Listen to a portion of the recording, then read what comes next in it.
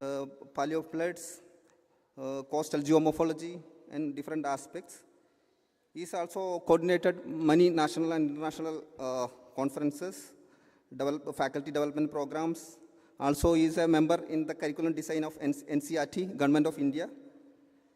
So he also supervised many PhD scholars and master destination students.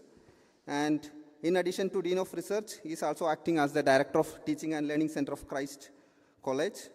So it's detailed CV is here, but time constraints, I invite Lindo for the first presentation.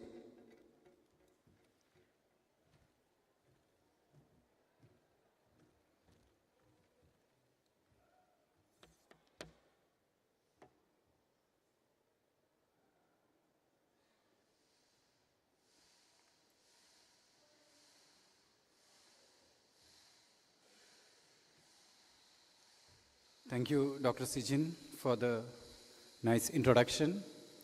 So, all this while we were discussing about ongoing opportunities and threats in the wide areas of geoscience, mostly dealing with modern area. But in my presentation, I'll be taking you to a millennia back, that is during the Quaternary period. So we are going to discuss what has happened in the past. The very reason for that is that gives the basis for many modeling studies, that gives the baseline data for the modeling of how Earth's surface processes responded to change in climate and other processes. So in my presentation, I'll be discussing about the marine terraces that are seen at the coast of South India, their implication on paleo shoreline and high energy events. So to give you a brief introduction about the Quaternary, because I'm aware that many participants here may not be aware much about the Quaternary time period. It is the youngest segment of geological time in the history of the Earth, which is having a much longer history when compared to the time period that we discussed. It's 2.6 million years to the present. This time period is characterized by several glacial, interglacial cycles, rapid climatic fluctuations, human evolution, and development of modern ecosystems. So that makes it is very important to understand how system responded to changing different parameters. It also gives records of past climate, sea level changes, tectonics, and landscape evolution. And as you know, it is divided into two divisions that starts from the present warm period from Holocene, and beyond that up to 2.6 million years that gives the Pleistocene. So it has several applications in quaternary science, mainly reconstructing the paleoclimate and paleoenvironment, understanding the sea level and tectonic history of the area. You may be able to assess the natural hazards and human environmental interactions. So, if you may see, these are the perturbations in climate, mainly glacial, interglacial time periods. So you see that there are distinct intervals of glacial time. During the time the Earth's surface was largely very cold and cool and dry. And there are warm periods that during that time the temperature was much higher, and there was we call it as interglacial warm period, which was largely humid. And you see that the global ice coverage was also like glacial period it was high, and during the interglacial period it was more or less very less. So coming to the marine deposits that we discuss now, the marine terraces are records of fossil shorelines that shows the sea level history, what has happened in the past or recent past. They are mainly controlled by eustatic sea level fluctuations, which is controlled globally. Then again, of course, quaternary, glacial, interglacial cycles, and tectonic activity, which is going on recent time scale. So the chronological framework in my study that I've used largely OSL dating, that is optically stimulated luminescence dating, that we need to get some age at what time period all this activity has happened. Of course, studies have also used uranium-thorium dating and radiocarbon dating and the shells, that the biological remains that may present within the sedimentary sequence. And if you may see, there are successive terraces of marine origin, they see all along the shoreline, that gives the position and timing of such high stands during interglacial periods, and you may call it as transgression, and regression that happened during the glacial periods when the sea level was low. You can also see sometimes the evidences of high energy events, including storms and tsunamis that may have happened in the past. So this may be linked to marine isotope records that you get largely from the deep ocean cores and foraminifers or microfossils that you get from the marine core, that gives an expression of global climatic cycles. So you can relate these terrestrial proxies with marine proxies as well. So when you go to the quaternary studies of terrestrial sediments, we normally look into sedimentary sequences that you have a continuous sequence of sediment that are largely deposited in on the land that is spread over the geological time. And these are useful archives of climate that can be used if their deposition is uninterrupted. But that is quite challenging because often you get fragmentary evidences. So some of the examples that I've given here that may be looked into for studying the quaternary sequences. So this is one of the quaternary archive that I've studied, and we will be showing some of the ages on this. You have fluvial, lacustrine, and marine sequences seen within in a sedimentary sequence. And there are, of course, breaks in between that needs to be identified. So the time sequence that I'll be dealing here in my presentation would be largely during MIS 3, marine isotope stage 3, which was interstadial period during the last glacial cycle. The last interglacial was during MIS 5E, that was ended around 120,000 years ago. And after that, it became gradually cold. And in between, during the MIS 2, that is the pre-interglacial period, we had interstadial period. It was supposed to be cold, but there are events that made it warm. So that when it becomes warm, interstadial represents higher sea level and more of a humid condition that we have as of now. So the global mean sea level was lower than present during last glacial MIS 3, and it is estimated globally that the depth of occurrence of these sequences happens at minus 20 meter to minus 80 meter to the present sea level. To give an analogy, during MIS 5E, that is last interglacial period, the sea level was minus 120 meter below the present sea level, which means that South Africa must have been much bigger if you remove the shoreline too much towards offshore. So, and then it has gradually come up during this interstadial period that we are looking into during MIS 3. So, this time period is characterized by rapid millennium scale fluctuations that are largely linked to DO events, that is Dansgaard-Oeser events and Heinrich events. These are some warm periods that are characterized by high amount of meltwater impulse into the world oceans. You had large amount of ice rafter debris going into the sea, ocean, that gives more freshwater influx and change in salinity. That again, that changes the oceanic circulation. So all these are connected to the global climatic system. Of course, there are challenges in studying this because the suitable coastal sedimentary sequence, most often, since they said it is deposited during this time, the level of deposition was minus 20 to minus 80, which means that this would be submerged under the sea at present. So you won't find sedimentary sequences to study into. And that also shows that there is a restricted preservation of geomorphological features because, as I said, it is under the sea and you won't be able to study much. And during last glacial maximum, the sea level was further gone down to minus 120 meter, which caused removal of most of the sediments. So these records are affected by glacial isostatic adjustment and local tectonic events, that, which means that when the one area was covered under the ice and it started melting, and once ice is removed from that area, the isostatic adjustment happens and the area comes up. So that is also a way of tectonic upliftment in an area.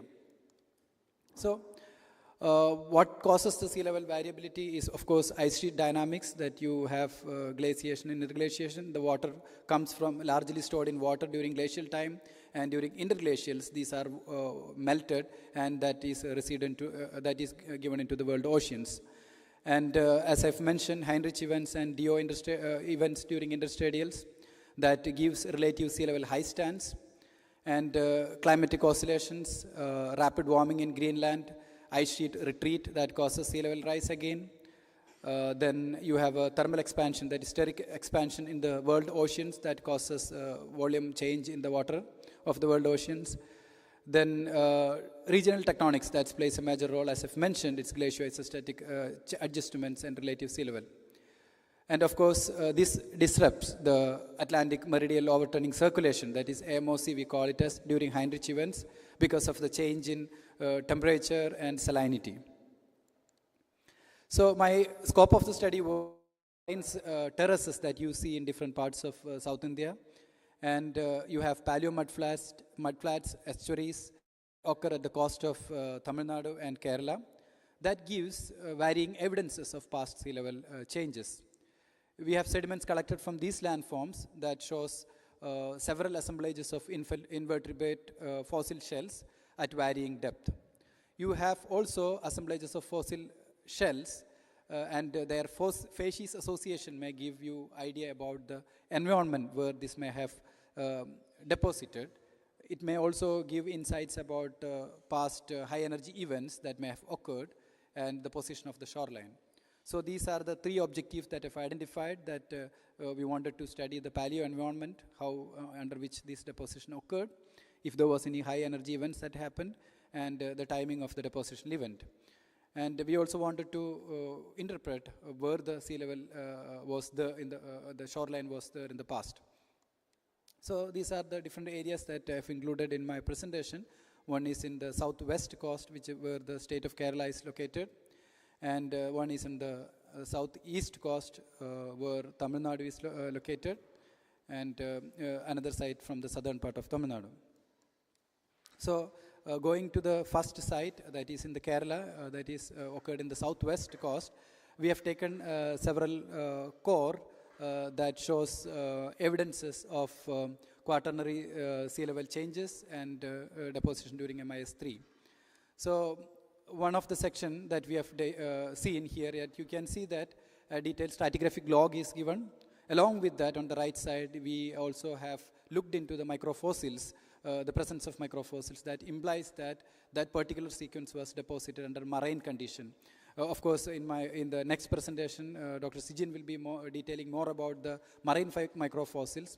But the very presence of these microfossils indicate that these particular sediments was deposited during the time of higher sea level stand, where this area was under the marine influence.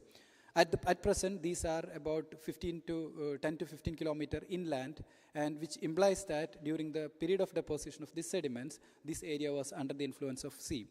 So the deposition, you can see that it is happened around 40,000 years, and lower sequence is about 55,000 years. Similarly, several other sites were also investigated. We have got some ages of 6,000 to 7,000 years. Then late Holocene sequence of about 2,000 years. Then if you see the other two cores, that we give a distinct interval of age at 40,000 years, and there is a hiatus, there is a break in sedimentation, then again reoccurrence of sediments at around Holocene time period. And these are the fossil shells or the remains of marine mollusk shells that we recovered from the section. And again, all these are either marginal marine to marine influence, deposited under this marine influence, which directly implies that these sequences were once or these sediments were deposited during the time period where this area was under the influence of sea. And there are I've also done some DGBS elevation survey in order to get the elevation of the area, which is 4.15 meter above mean sea level. And if you remove the upper elevation, overburden thickness of 2.5 meter, this area is occurring now at a +2 to +2 meter or 1.55 meter above the marine strata, elevation of the marine strata. So this is one of the sedimentological evidence that shows heterolithic stratification, that shows deposition of sediments under intertidal condition. And now move on to the other section in Tamil Nadu. These are the general stratigraphy. Most of the sediments are deposited either during the MIS 5E, last interglacial period, where the condition was more or less warm, like how it is now. The sea level was slightly higher than present, it is, as the record says. And beyond that, we have several and Aeolian deposits in between. So if you see, these are the sequence, the terrestrial sequence that you find in the area. The upper one on the left side is the marine terraces that deposited during MIS 5E around 112,000 years ago, which is dated using uranium and thorium dating method. And the other two sections on the lower panel, that is the sections that we've studied present. So you can see that there are several shells are buried within the unit, and the sedimentologically they are very coarse, implying that these may have deposited under high energy conditions. So I've looked into several sections from this area. So we have Aeolian sequence that deposited around 6,000 years ago, and followed by the marine unit is around 24,000 years ago. Then again, that is a Aeolian unit below, that is also at fluvial unit, that is also at 24,000 years ago. And another section that you can see that shell unit, a fluvial unit deposited during around 24,000 years ago to 22,000 years ago. And the one below, there is a marine unit which happened to deposit during 30,000 to 58,000, and followed by a marine unit at 53,000 years ago. Again, another section from the nearby area showing marine influence. Deposition happened around 60,000 to 30,000 years, and the lowermost sequence is deposited around 100,000 years. So we have the evidence of two interglacial period, that the lowermost section corresponding to last interglacial period during MIS 5E, and the upper one is MIS interstadials during MIS 3. You can also see the textural variation and high deposits, high concentration of coarse-grained sediments are seen. So this is another unit showing fluvial deposition around 24,000 years ago. So these are the fossil shells that we have recovered from the sedimentary unit. This is in the east coast of India. The one that I had shown earlier was from the west coast. So what we see is that we have distinct evidences from both coastal units at a different depth. So we have also looked into the live-dead fidelity, which shows that what is the relation of these fossils to the present living units. Then relate this with the fossil units, how they are distinct. So live-dead fidelity that used quantify how well the composition of the dead assemblages, example shell remains, fossils, reflects the composition of the live assemblage. So the live assemblage is a snapshot of the modern environment representing their habitat, and dead assemblage reflects the recent past, how it was. So live dead fidelity of marine mollusk, that is the bivalves, marine bivalves that we have looked into, that evaluate how well the fossil assemblages reflects the original living communities that they see presently there. So you compare this with the fossil assemblage from the area, then you are able to see if there was any post-mortem processes that transported this fossil into this area. So these are the fossil shells that we have recovered from that. So the three-way comparison between live assemblage, dead assemblage, and fossil assemblage, you can see that we have assemblage of live and dead more or less similar, and fossil assemblages is distinctly lower and different. So there are, we have looked into the correlation between these two, you have the number of species in live assemblage and number of species in fossil assemblage, they are not matching. They are distinctly different. Whereas number of dead assemblage and live assemblage, they are matching. And similarly, dead assemblage and fossil assemblage, they don't match. So which implies that there is a good correlation between live assemblage and dead assemblage, but are distinct from the fossil assemblage. So I've also carried out that principal component analysis, which shows that the dead and live assemblage, they are very close. I mean, they are closely related, whereas the fossil assemblage is distinct. So all these things demonstrate that the postmortem out-of-habit transport has happened during the past for the fossil assemblage, which implies that there may be any high energy event that brought all these fossils into the coast. Okay, so which implies that either a heavy storm or tsunami had occurred in that area during the time period that we have discussed, that is between 40,000 to 30,000 years ago. So another unit we have studied in the southern part of Tamil Nadu, where we see similar occurrence of MIS3 sequences with marine fossil occurrences. This is a recently communicated paper with our collaborators. So that red arrow indicates the occurrence of MIS3 units. So globally, if you see that there are evidences of occurrences of similar deposit that to the present sea level, but they have identified the errors in that and adjusted for glacial-isostatic changes, and they have seen that the MIS3 is approximately 40 meters below.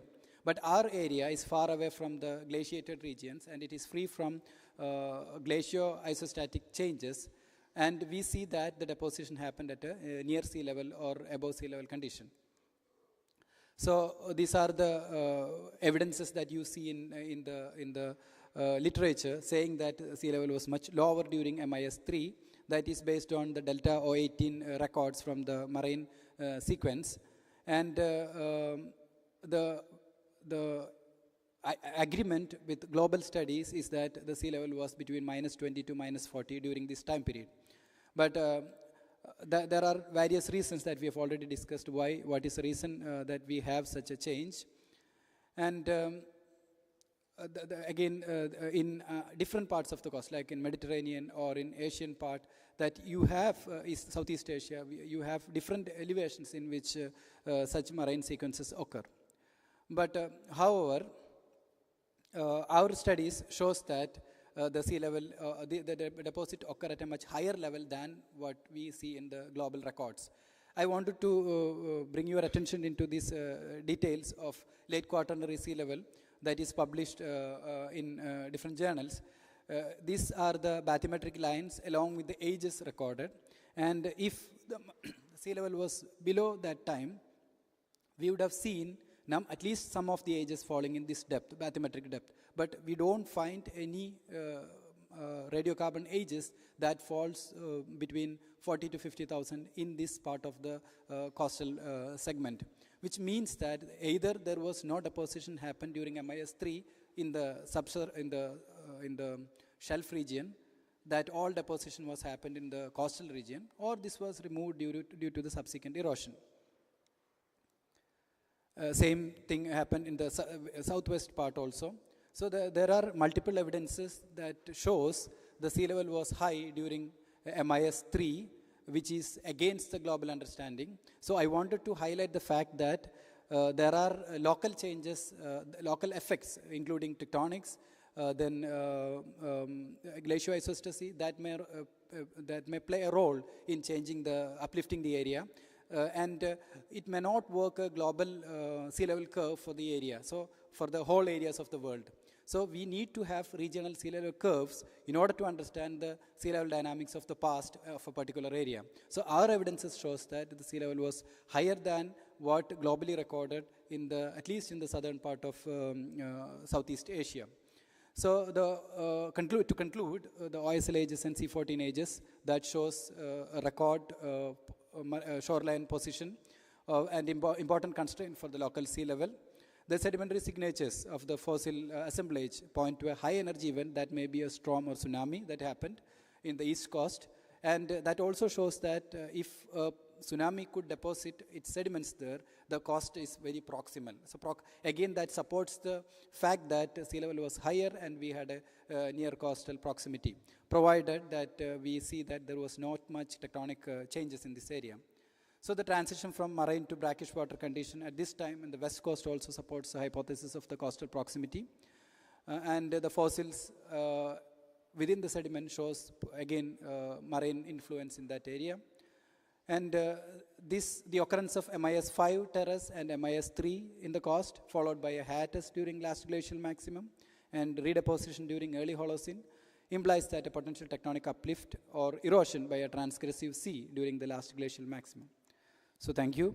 I wanted to acknowledge my research team, my PhD student, Ms. Shaima MM, then my collaborators, Monica Devi and MG Yadava, and Amjad Hussain and Naveen Chauhan from Physical Research Laboratory, Ahmedabad, Dr. Devapriya Chattopadhyay from ICEES, Pune, for their support in this research. Thank you.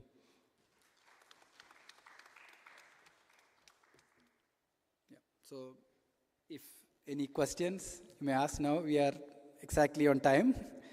So any short question, or we may take the question towards the end.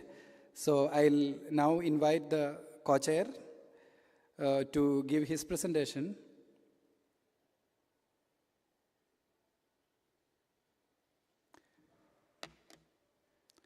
So it is my privilege to introduce Professor Sijin Kumar A.V., who is one of the leading researcher in quaternary science across the world. He is the Dean of School of Earth Science in the Central University of Kerala.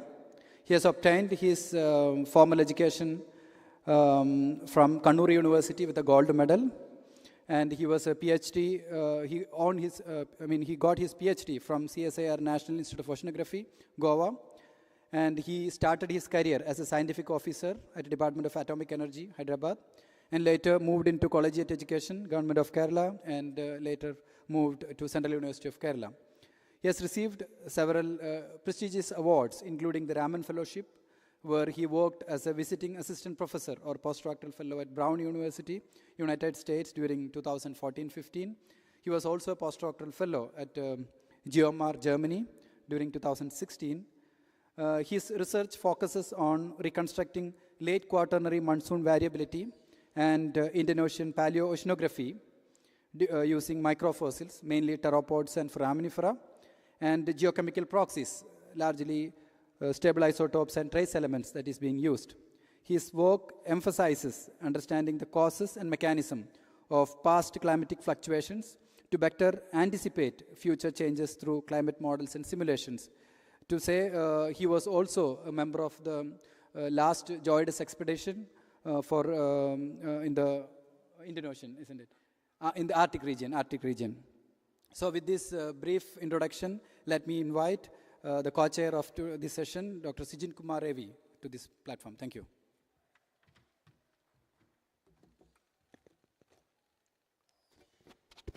Thank you, Lindo, for nice words. So I'm very happy to be here to present my research on Indian monsoon variability, especially South Asian monsoon variability. So basically, as you know, the importance of monsoon. So monsoon is the elixir for us, especially the people live in Southeast Asia. Almost a huge amount of populations are there in this. So monsoon brings water to us. So better understanding this monsoon variability in the past is very important to understand how it varies in the future. So as a geologist, our idea is to reconstruct how the monsoon is varied in the geological past. Basically, I am concentrating here for the last 1.2 million years. So as you know that already Lindo discussed, the quaternary time span is going up to 2.6 million years. So I used marine records from the Indian Ocean to understand how the monsoon is varied in the last 1.2 million years. So this is how I'm going to present my research. This is the outline of my presentation.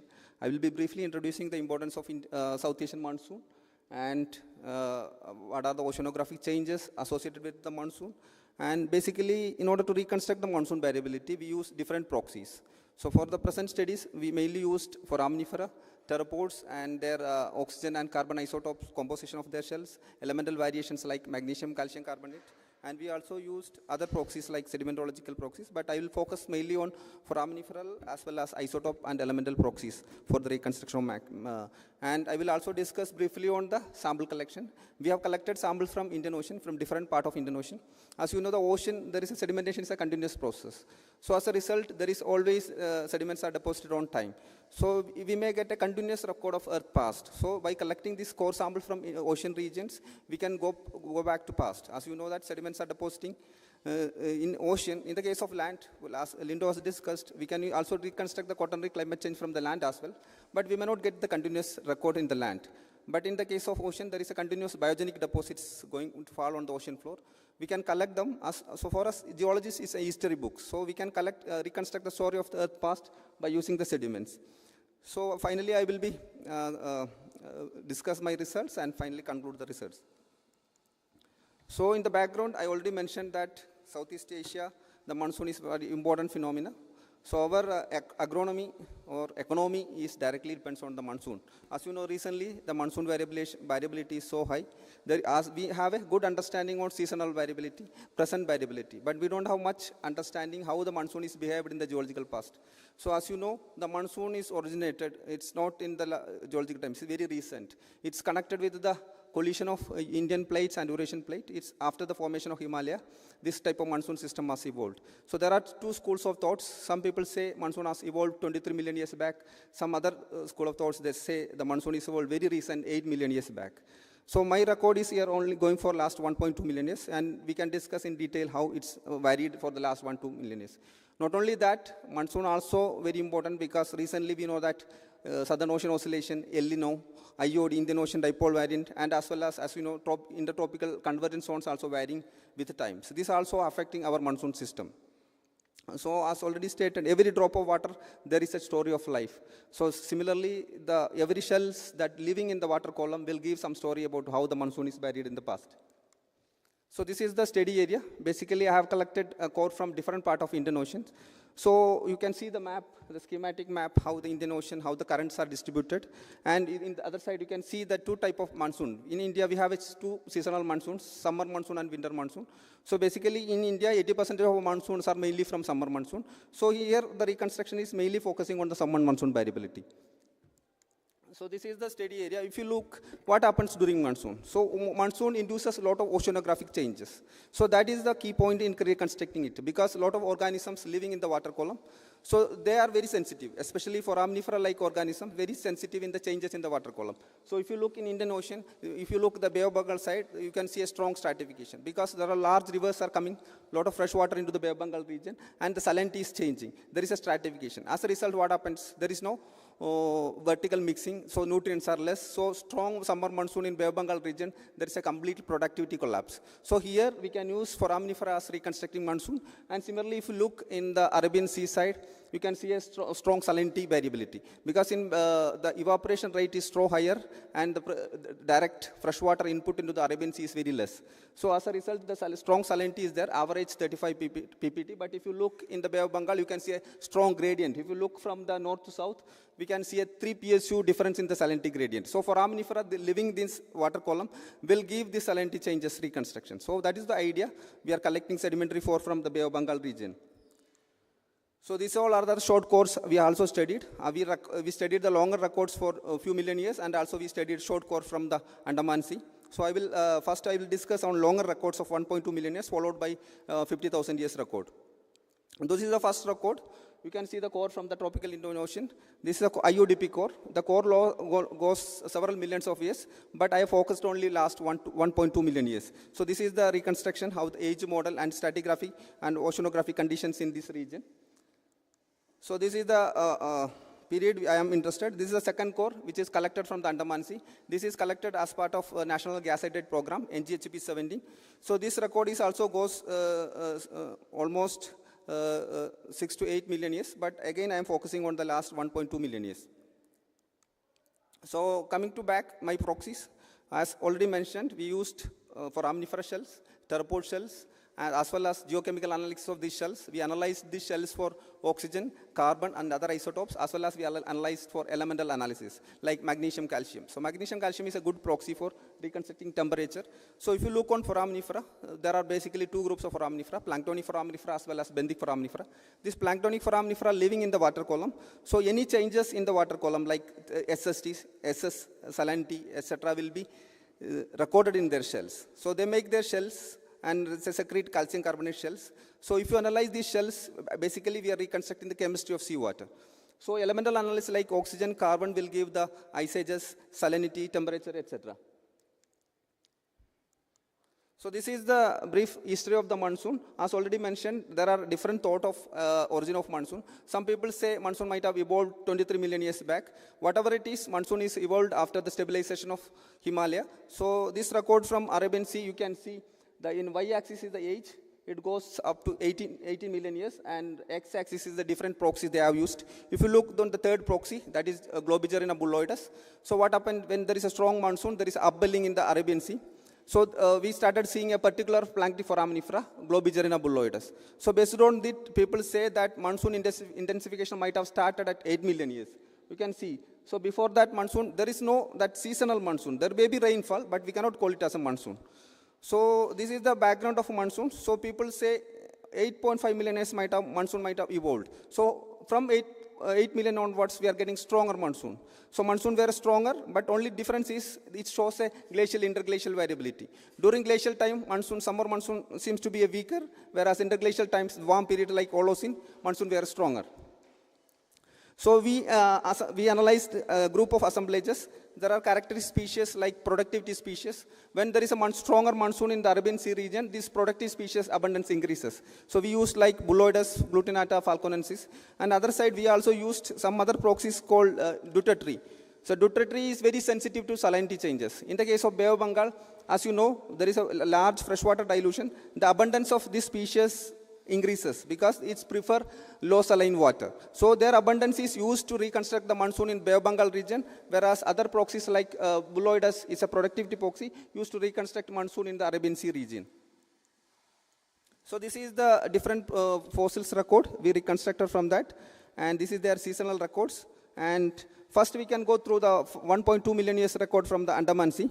So this is the record. You have two proxies. If you look on the right side, you can see N-deutery abundance. If you look on the left side, it's a MGCA record, delta 18 seawater. So there is a geochemical proxy as well as the planktonic foraminifera proxy. And you can see a clear, steady increase in the monsoon strength from 700 kilo years. It's 0.7 million years, okay? You can see a steady increase in the monsoon. But you can see the large variability between glacial and interglacial cycles. So this is the other corresponding proxies, such as foraminifera productive proxies. So this is all the different species in this record. If you look all the species, you can see a clear glacial interglacial variability. But problem is the resolution here. So this is another set of proxies.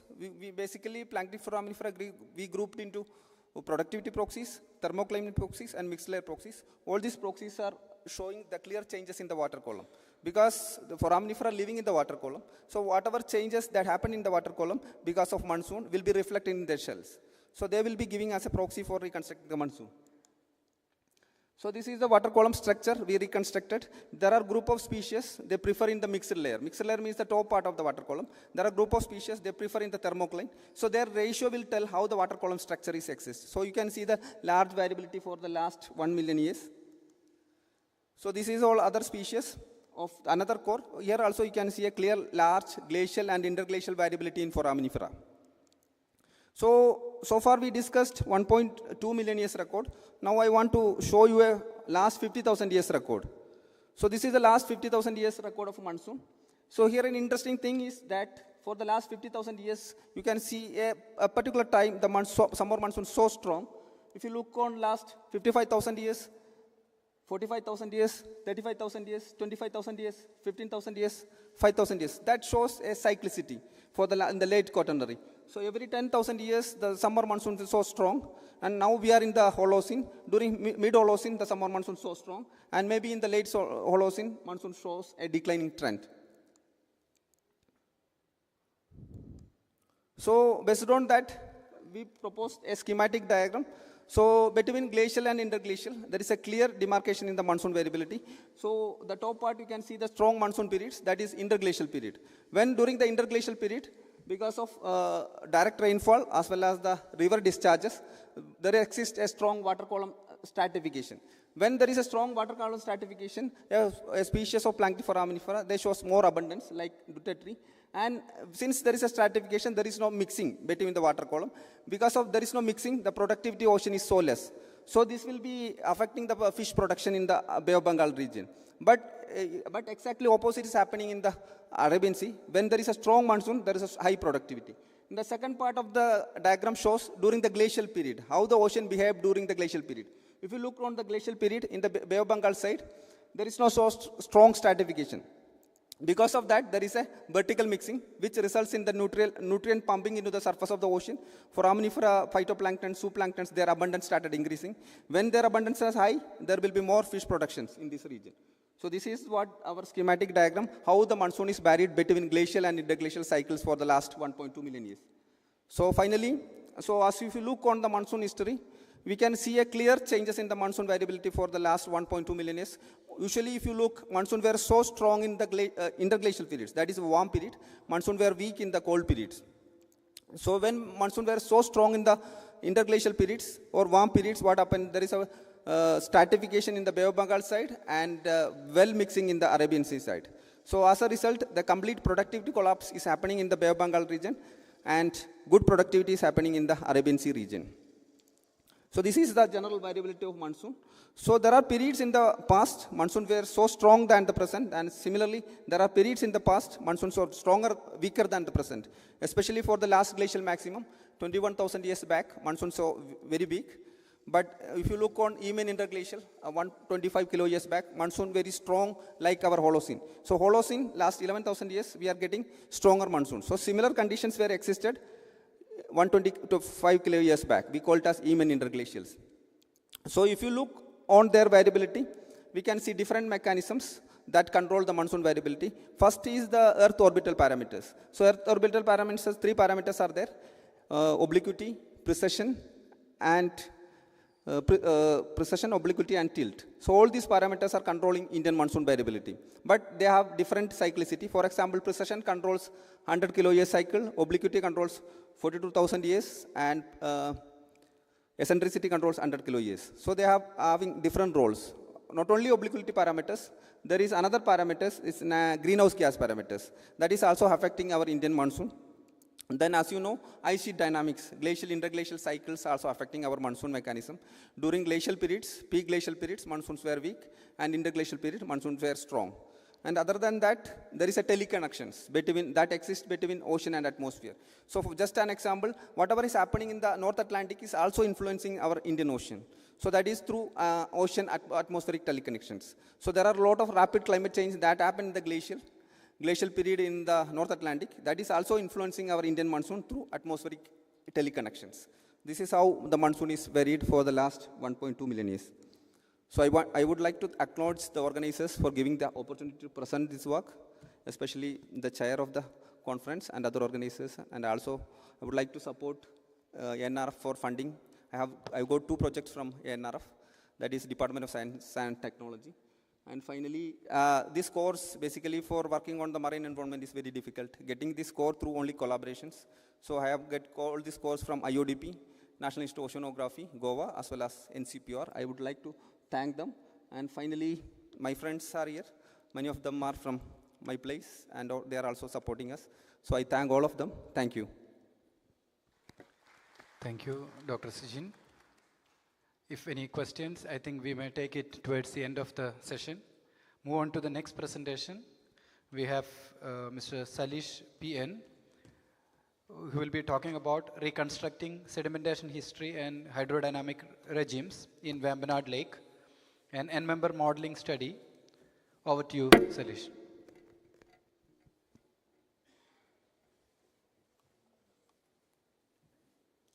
Thank you, Chair. Good afternoon to all. I think PPT is not, yeah, it is there. So, myself, Salish. This discussion is on the N-member modeling to reconstruct the sedimentation history and hydrodynamic regimes in Vembanad Lake. So just we have seen from the co-chair that there is some monsoonal variability, and there should be, because of this monsoon variability, there are some changes in this hydrodynamic condition also, which will reflect in the sedimentation history. So this is also a part of this climate study also, and this is, actually I'm doing the research in this quaternary sediments, and this is part of the study. And I'm using this proxy as lake sediments to reconstruct this paleoclimatic study. So this is a case study from the southwest coast of India. In this part, actually, we can see there are a number of backwaters, which we can call as lagoon or the lakes. These are formed by this later tectonic activity and sea level changes. And here along this coast, which is parallel to the coast, we can see there are a number of lakes are there. And there is some, I think it is not working, there are some, yeah, it is not working. So here we can see this paleo coastline also with this dark color. And this is our area of interest, that is the Vembanad coastal lake, that is the wetland. So this is one of the largest lake in the southwest coast of India, where around 6 rivers there that are directly drains into this lake before it drains to the coast. So this is one of the largest. And in the province, we have the hard rock like crystalline rocks of the Precambrian age. And of course, in this lake part, we are getting this quaternary sediments, mainly sand. And this is one of the area which receives these most intense seasonal rainfalls with an annual rainfall of around 3,200 millimeter. So this is the objective, to document the sedimentation dynamics of this Vembanad Lake due to the change in hydrodynamic conditions, like the increase in precipitation and runoff. So for this, 2 sediment cores has been studied and then come to an n-member modeling analysis. So finally, our results shows that there is a decrease in the energy conditions of transporting and depositing medium that we will discuss. So before going to the discussion, actually this n-member analysis. So just n-member analysis is just statistical decomposition of the grain size distribution data. So which gives an information about transportation, depositional process, etc. by unmixing a polymodal grain size distribution. Or in summary, we can say that this n-member that can be considered as a subpopulation of within the data set that we are analyzing. So for this, as I already said, we collected 2 core sediments from the lake, as in the one in the northern part and other in the central part of the lake. Then the grain size analysis was done with a laser diffraction particle size analyzer. Then we attempted this n-member modeling analysis with the software. So this is the sample collection. We got around 2.48 meter sediment and another core of 3 meter. So this is coming to the result part. So this is about the first core that is in the northern sector. This is the grain size analysis data. So based on this textural abundance of sand, silt and clay, there are 3 zones has been demarcated, like zone 1 which is dominated by the silt, then zone 2 dominated by sand, and zone 3 which is dominated by silt and sand. So this textural abundance, from this textural abundance which indicates a variable hydrodynamic and sedimentation history in this part. So this is about the n-member analysis of the first core in the northern sector. So from the n-member analysis, we have 6 n-members has been resolved from this grain size compositional data. And this table in the left side shows this clay, silt and sand content in this n-members. Like if you see in the n-member 1, that is a fine silt domain, And the N member 2, there is silt and that is co-silt domain.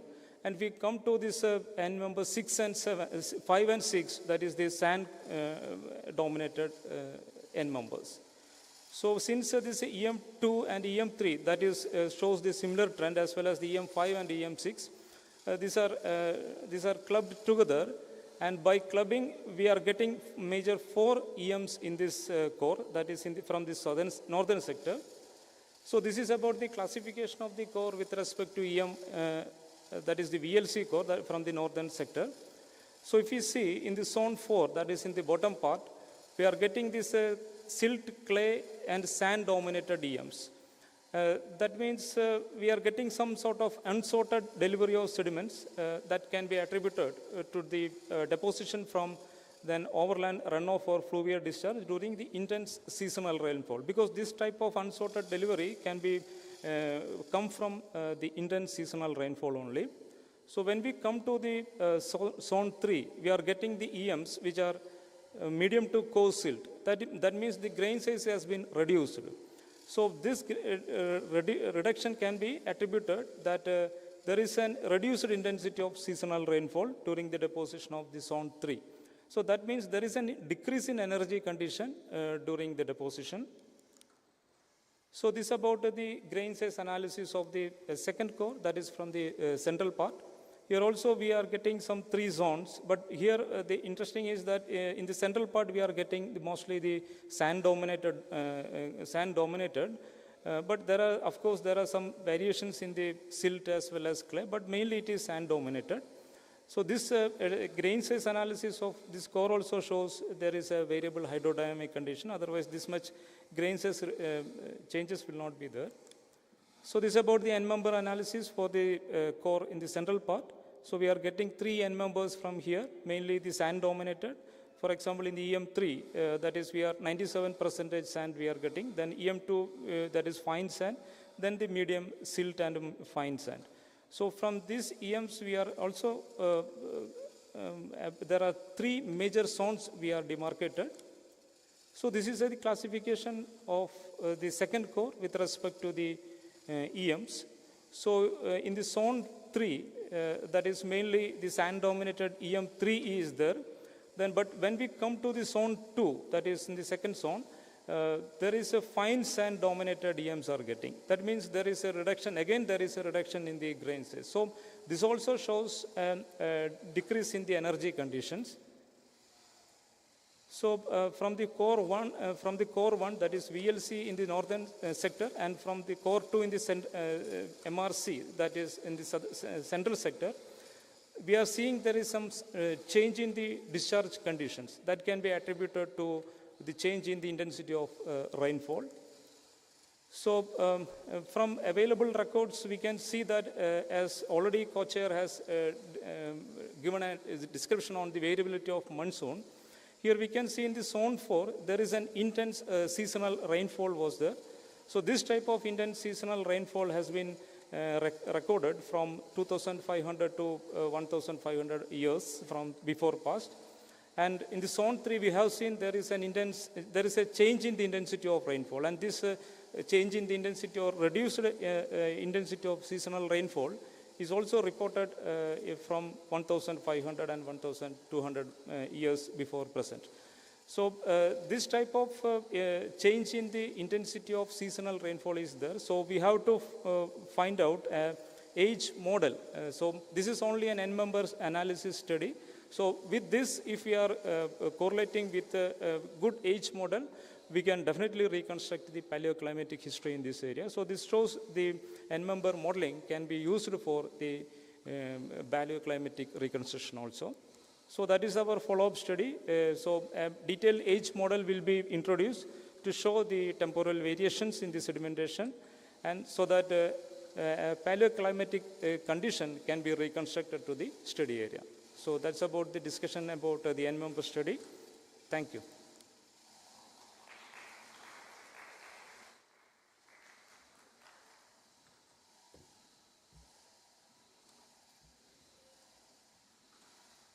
So we are going to the next presentation.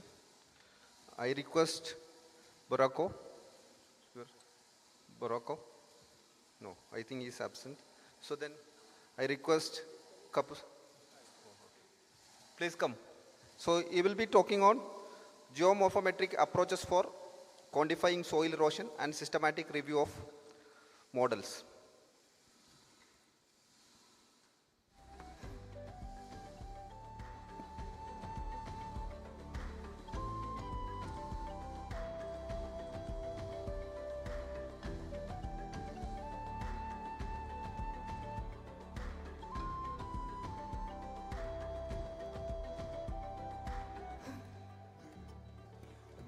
Thank you. Thank you very much, Chair. Greetings, ladies and gentlemen. My name is Vrokoko Ketsokal, and I'll be taking you through my presentation, which is titled The Geomorphometrical Approach for Quantifying Soil Erosion in Sub-Saharan Africa. This is a systematic review of the USPED and the Kairos model. Now, as we all know that soil erosion is a major environmental and socio-economic challenge which affects semi-arid regions like the sub-Saharan Africa. It is mainly caused by the climatic variability, unsustainable farming and land use changes, and rugged topography. So this often leads to the soil loss of the topsoil, the reduced agricultural productivity and sedimentation of water bodies, and also it leads to ecosystem degradation. Now, the problem is that soil erosion modeling in sub-Saharan Africa is limited and is mainly limited by the regional application of advanced geomorphometric model and hybrid models, and also the underutilization of model outputs and land management into policy implementation measures. Such gaps now will lead to reduced accuracy of erosion risk and as well as assessment, and also limits the effective environmental planning. Now, this project aims to review the use of these geomorphometric indices to model and quantifying soil erosion across sub-Saharan Africa. For this review, we adopted a Prisma, which we collected the data from sources like Google Scholar and Web of Science, which we obtained 1,042 studies. Out of 1,042 studies, we excluded conference proceedings, gray literature, as well as duplication, and they led to 607, which were excluded. We were left with 435 studies. Out of the 435 studies, we further excluded studies which were outside the geomorphometrical indices, and we were left with 108 studies which were considered suitable for the analysis. And these studies underwent a thematic and a bibliometric analysis to reach these results. Now, this review underlined that under these three categories of modeling, of which the first one is the empirical model, it comprises of the Russell, the Mussel, Ussel, and the Creams. So this review uncovered that these models, they are very easy to use, and they have low computational needs to produce results. They are best for broad estimates and rather than precise locations. So these models, they're mostly applied in large-scale areas rather than small-scale areas to get the best of the results. But the problem is that these models, they require local calibration, because these models were adopted mainly from the European countries. So they need to be locally calibrated to the standards of the region. For example, we need to standardize the rainfall, because we have different rainfall as compared to the European countries. Now, the second models is the process-based models, which comprises of the Kairos, Web, and the USPED models. So these models, what they do is that they imitate the physical processes like the rainfall and runoff. But now, these models, they require high resolution data and more computational power. For example, if you would have an image that we would use to extract, for example, a DM would have to extract maybe the aspect or the slope of the area, we would find an image having about 7 gig, just one image. So it really needs high computational power to process such data. The third one would be the hybrid model. So the hybrid model is mostly comprised of when you mix the Russell model with the AI technology.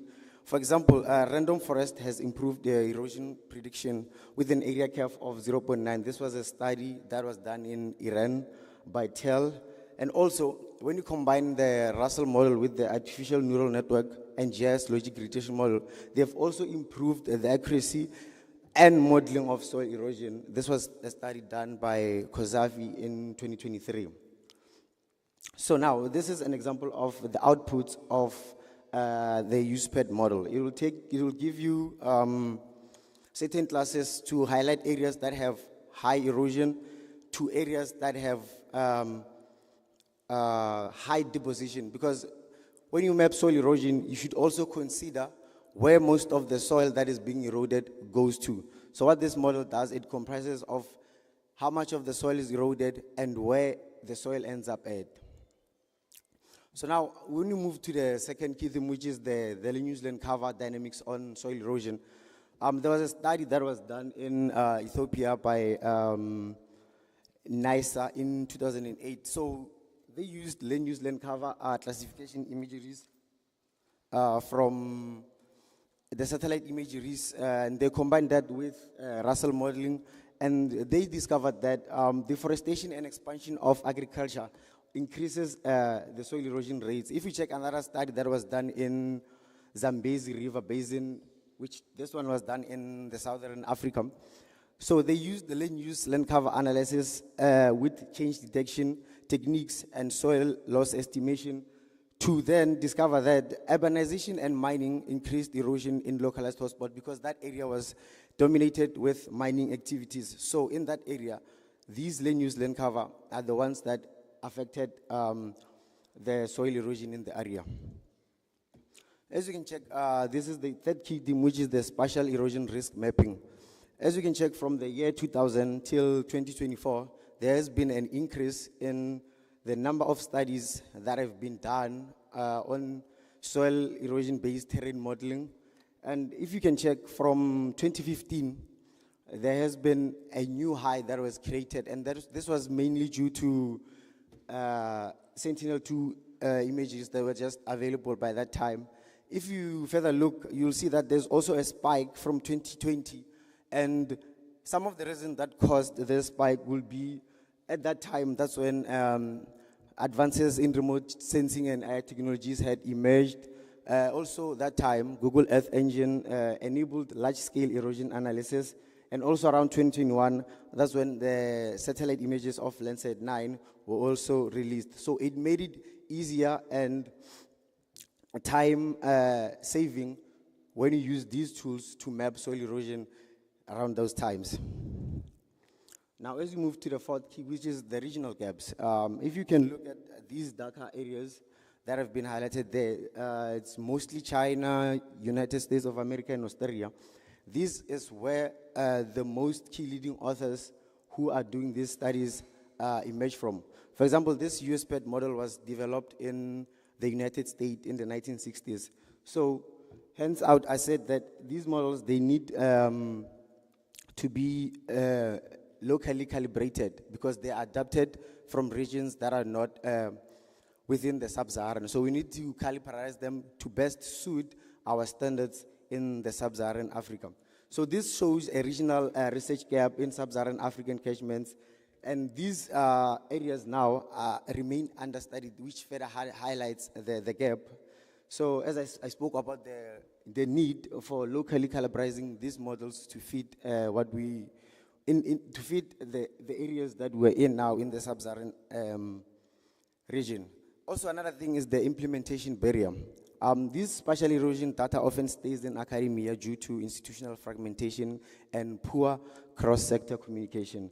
So we should vouch for, I'll mention this also in my recommendation, to improve how research that is being done in academia should correspond with these policymakers and decision makers to further increase the chances of better land use management. Now, on my recommendation, this study recommends that we should improve model adaptability in sub-Saharan Africa. I've mentioned this a couple of times, that these models, they're from the the upper regions or the northern European regions. So we need to calibrate them. For example, the soil, the rainfall intensivity and soil irradiability, they are not the same. So we have to standardize them. We should also integrate these models into policy. So these erosion maps should be embedded into this SDF, these spatial development frameworks and environmental impact assessment for better decision making. We should also target the research funding, as there has been a gap that has been highlighted in the authors that are doing this kind of research in the sub-Saharan Africa. We should also vouch for international collaboration, because we already have identified the countries and the lead authors that are specializing in this kind of research. Collaboration internationally is required to ensure that we also benefit in terms of our land use management. In conclusion, these geomorphometric models, they provide a powerful, spatially detailed insight into soil erosion processes, but they remain underutilized in these data-scarce regions like the sub-Saharan Africa. Now, application in data-scarce region like the sub-Saharan Africa remains limited, which highlights an urgent need for local adaptations of these models. Their full potential is limited by the lack of localized calibration and integration into policymaking. When these models are effectively adapted, these tools can guide sustainable land management and reduce soil degradation and support climate-resilient, vulnerable, semi-arid landscape. I would like to extend my gratitude to my Department of Geography and Environmental Studies in the University of Limpopo, the Center for Global Change also in the University of Limpopo, and the Erich Region Water Research Center, which is in the University of Sol Plaatje. These are my references. I thank you.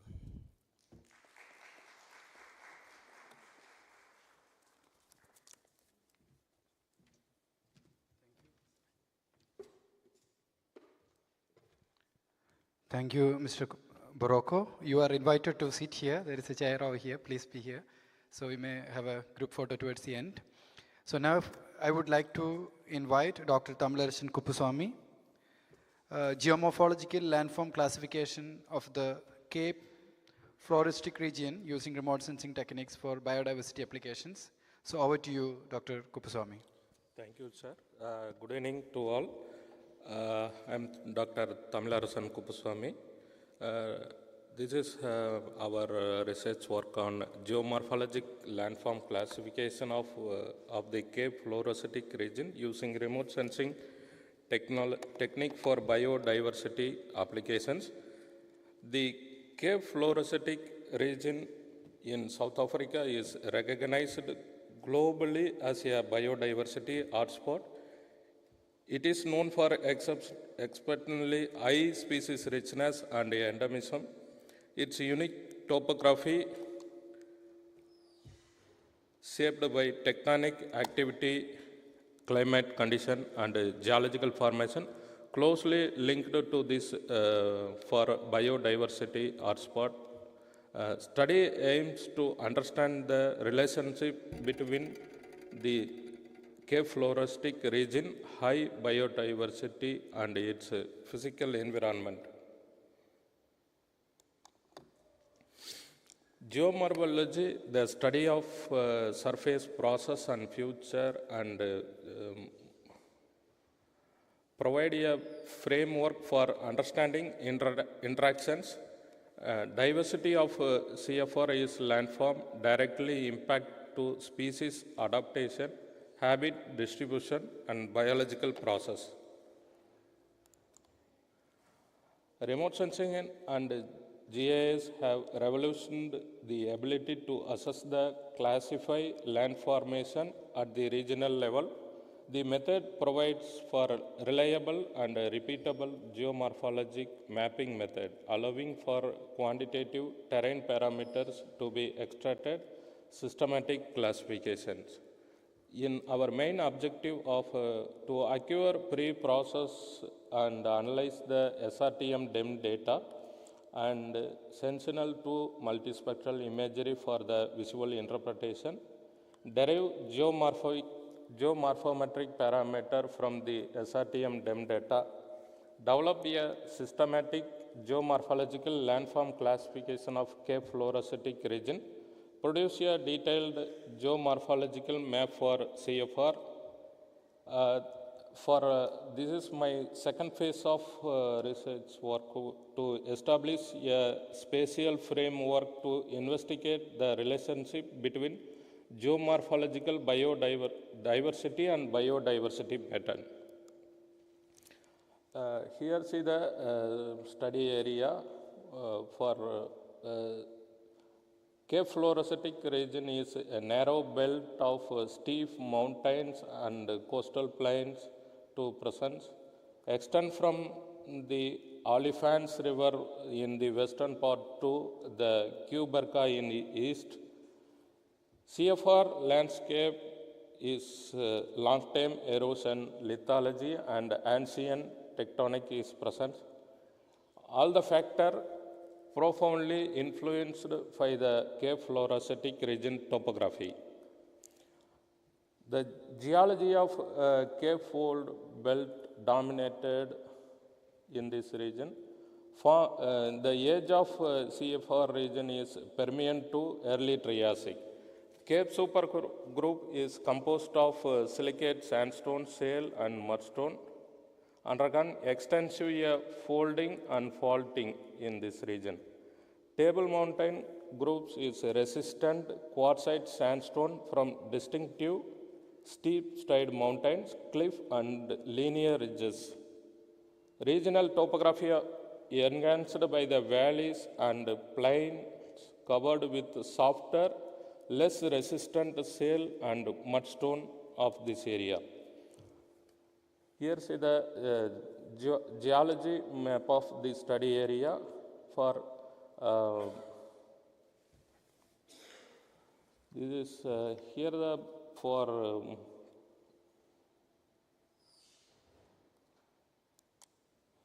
so methodology. We utilized the multidisciplinary methodology for combining geomorphological concept and GIS analysis and remote sensing technique were adopted for this classification and for the biodiversity mapping. Approach to map and identify the significant landform units in the CFAR topographically complex terrain. Data acquisition and pre-processing. The SRTM data downloaded from USGS Earth Explorer portal. The DEM data was pre-processed for accuracy and compatibility for analysis. For sentinel to multispectral images for supplement data using for the visual interpretation of this region. Google Earth Engine cloud platform for used for this process. Existing geological map of the CFR used for the background data, understanding the structural and lithological formation. Global Biodiversity Information Facility database integrated for biodiversity data for application. This is for our second phase work. So here for the parameter extracted through SRTM DEM data include elevation, slope, aspect, hillside, and slope curvature. Using RGS Pro geoprocessing tool used for this parameter extraction. This is the geomorphological landform classification of CFR region used for the RGS Pro software. So verification and validation is used for this study. Visual inspection of identified landforms using publicly available Google Earth Engine imagery and high-resolution Sentinel-2 images. Comparison with known topography features confirmed the accuracy of final geomorphological classifications. The key landform units identified using various derived terrain criteria, completing the classification of CFR geomorphological landforms, divided the CFR for the following landforms: flat, shoulder, foot slope, ridges, valley, steep slope, and south-facing ridges. Spatial analysis of landforms. CFR has strong regional structure linked into its geological base. The Table Mountain group dominates the central and western part of the CFR in hard quartzite sandstone. These regions, a distinctive cliff, linear ridges, and mountains regions are attributed to this geological formation. Comprehensive folding and differential erosion for primarily explanation for this origin of this robust structure. Significant shift in topography observed throughout the cave fluorocetic region. Interior region have a convex slope and upland areas indicating a harsher and higher environment. Coastal and catchment constantly maintain low relief plain, smoother slope, and more level of terrains. Here, a noticeable changes in the relief and hardness of the landscape from west to east of Cape Floral region. For a geomorphological framework developed, provide a basic geographical framework for understanding and analyzing biodiversity trends, interpretation of spatial data to provide a basis for assessing the effect of specific geomorphological features representing geodiversity on the distribution of species, ecosystem, and environmental process in the Cape fluorocetic region. Here, the conclusion, the combination of technique used to classify the unique geomorphological landform of CFR region combines digital terrain analysis with remote sensing data for basic geomorphometric feature extractions, explore the region's complex, diverse topography influenced by geological past. CFR divided into different geomorphologic units, integrating physical landscape structure with biodiversity pattern. Highlights the geomorphologic paradigm relevance to biodiversity conservation for future suggestion of research on dynamic interaction between biological reaction and geomorphologic process. Thank you for you guys. Thank you, Kopasamy, for timely presenting. Now I request Silo for the presentation. He will be talking on biosynthesis and characterization of copper nanoparticles. Over to you. Thank you, Chair. Greetings, everyone, and to you, Chair. I'm going to be presenting on a topic which says biosynthesis and characterization of copper nanoparticles using encephalotus ferox fruit extract and their application.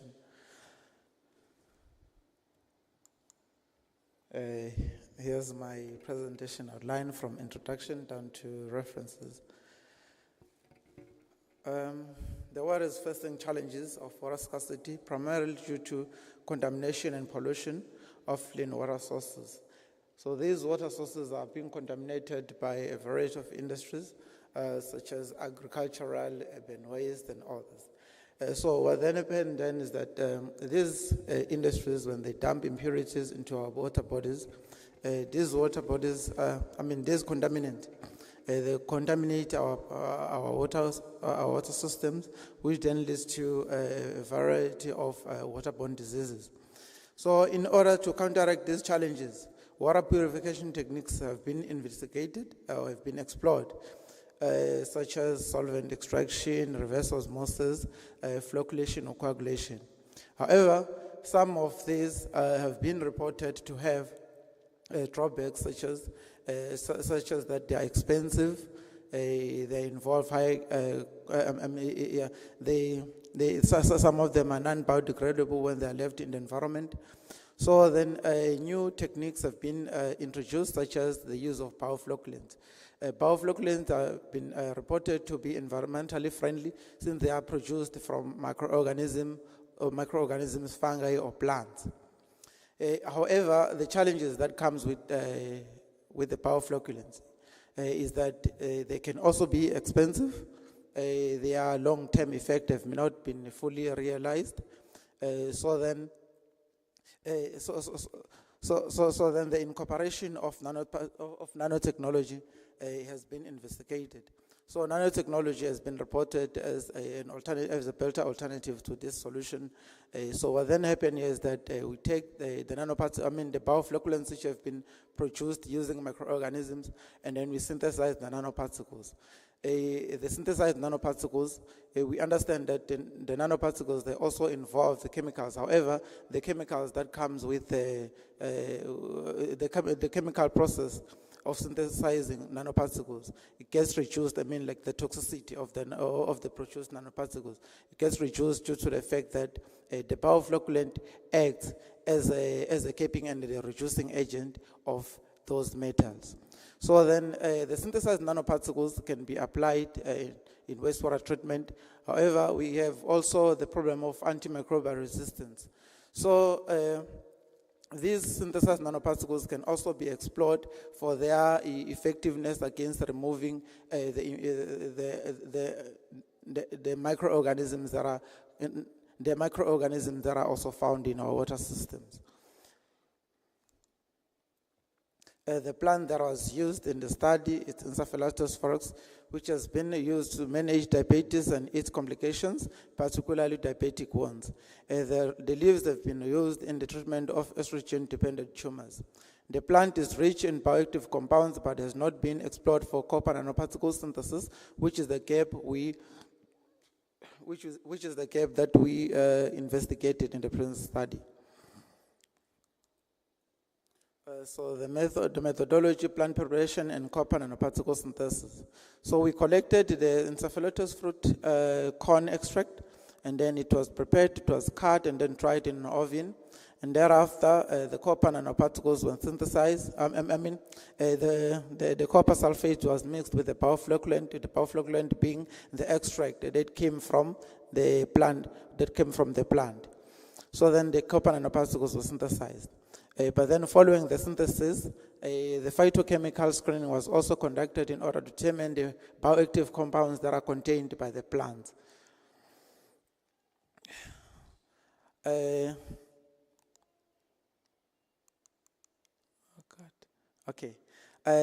So there was a mix-up, but then after the nanoparticles were synthesized, the different characterization techniques were investigated in order to determine the structural properties of the synthesized nanoparticles.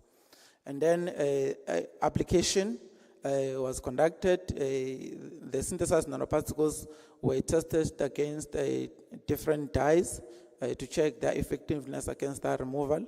And then also the antimicrobial activity test was also conducted. So all the data was treated in triplicate, expressed as mean and standard deviation, and the data was analyzed using one-way ANOVA analysis of variance.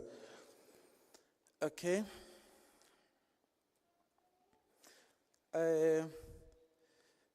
So when checking for the phytochemicals that are involved, the bioactive compounds that are involved in the plants, we observe that the plant contains flavonoids, alkaloids, saponins, tannins, but then it lacks the glycoside. So these phytochemicals have been reported to be responsible for acting as capping and reducing agents during the synthesis of the nanoparticles. And then for characterization, the UV spectra was used in order to determine in order to determine the successful synthesis of the copper nanoparticles. And the copper nanoparticles showed a surface plasmon resonance around 555 nanometer, and this corresponds with what has been reported to literature, which indicates successful synthesis of the copper nanoparticles. The same analysis was conducted, and we can see from the figure there that the first one being our A, the elements, there are elements that are contained on the plant extract. We can see that there is no copper there, but then on the second image, we can see now that that image also now contains copper, which then indicates that after the synthesis of copper nanoparticles were a success in the study. Scanning electron microscopy was also conducted. The raw extract looks rough and clumped, but once copper nanoparticles were formed, the structure became more compact and finer. So then, when checking at the size of the nanoparticles, our nanoparticles showed a size of about about 10 to 40 nanometer.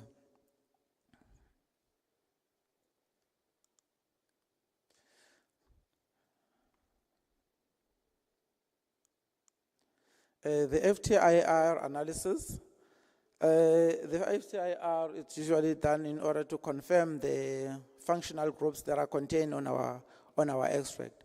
So then these functional groups, they act as the binding site of our impurities when we are purifying water, because it has been reported that the impurities are usually contain positive charges, and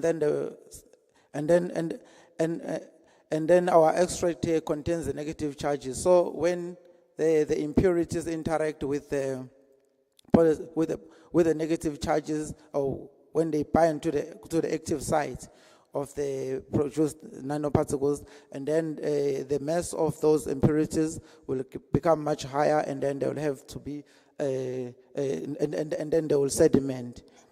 Thus, the impurities get removed from our water system. And then we also conducted the effect of dosage on flocculating activity. So the dosage size is very much important because it indicates on how much of your dosage you need in order for your flocculant to be effective. It has been reported that too much of your dosage size might have some implications, such as cost implications, because if, let's say, maybe you are to produce you are to produce your nanoparticles, which are going to be utilized in a larger system, but then your dosage size maybe is very high. It might happen that it will lead to high cost implications.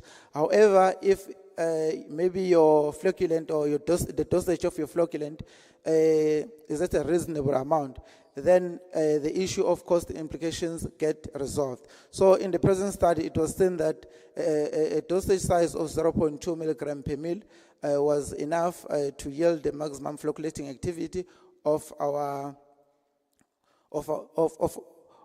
copper nanoparticles.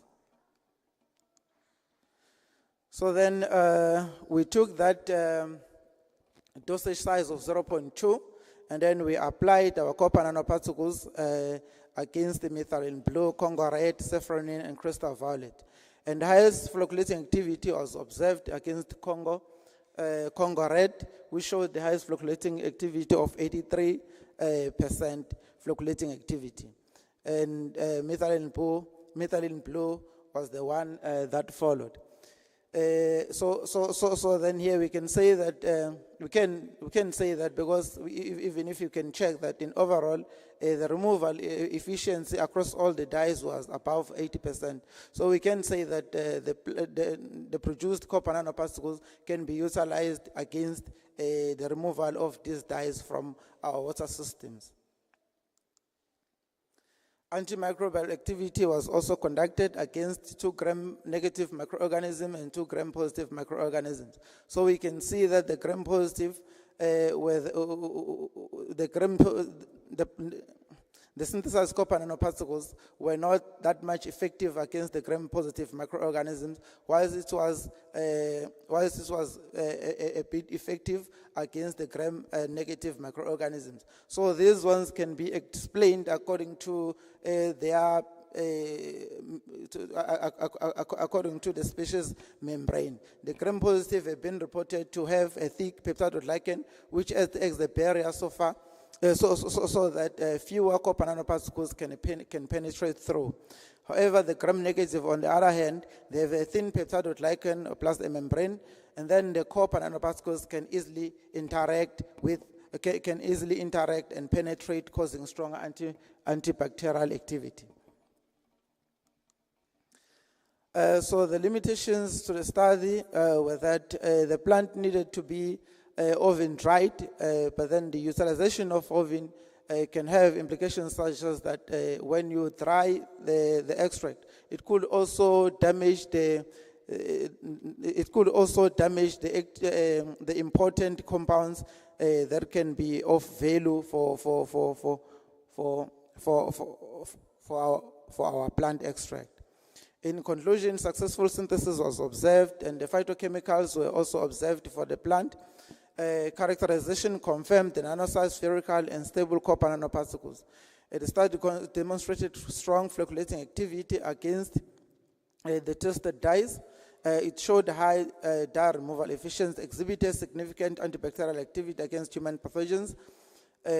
Green synthesis approach is eco-friendly, cost-effective, and sustainable. Copper nanoparticles in the present study show dual potential for environmental and biomedical applications. Thank you so much.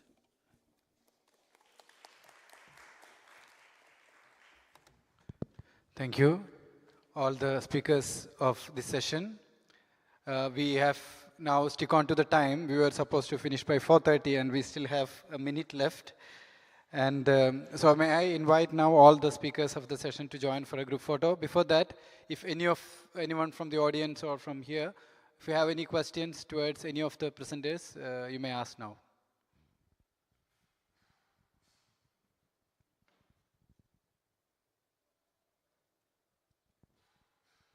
Okay, I think there are no questions, so that comes to the end of the session. Thank you, everyone. Thank you, dear audience, for your support and patient listening. Thank you.